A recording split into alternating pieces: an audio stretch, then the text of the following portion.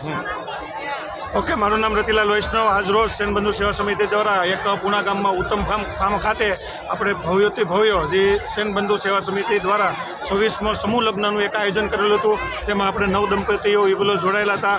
સમાજ દ્વારા શ્રેષ્ઠીઓ દાન આપવામાં આવતું. દાનમાં અમારે થોબે ને થોબે દાન આપેલું છે.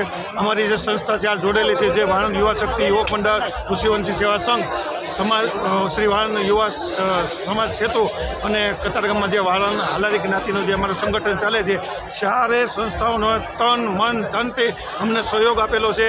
અમે જ્યાં જ્યાં ગયા છે એ દાતાએ અમને ભરપૂર સહયોગ આપી અને અમને એક જે અમારી જે સમિતિની હતા એમને અમને પૂરેપૂરો સહયોગ આપી અને માં નિંબસ ભવાની અને માં સેન મહારાજ આપને નવ દંપતીઓને યુગલ સંસારમાં સુખી અને સમૃદ્ધિ આપે એવી અમારી સેન બંધુ સેવા તરફથી શુભકામનાઓ.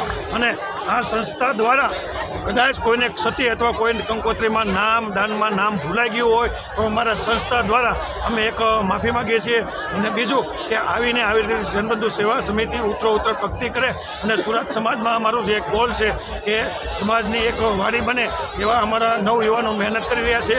અને જે સેન બંધુ સેન મહારાજ અને માં લીંબચ ભવાની પ્રાર્થના કરે કે આવતા વર્ષે આનાથી સારું અને વિશેષ અમે કરી શકીએ એવી જે સેન મહારાજને ભગવાનને પ્રાર્થના.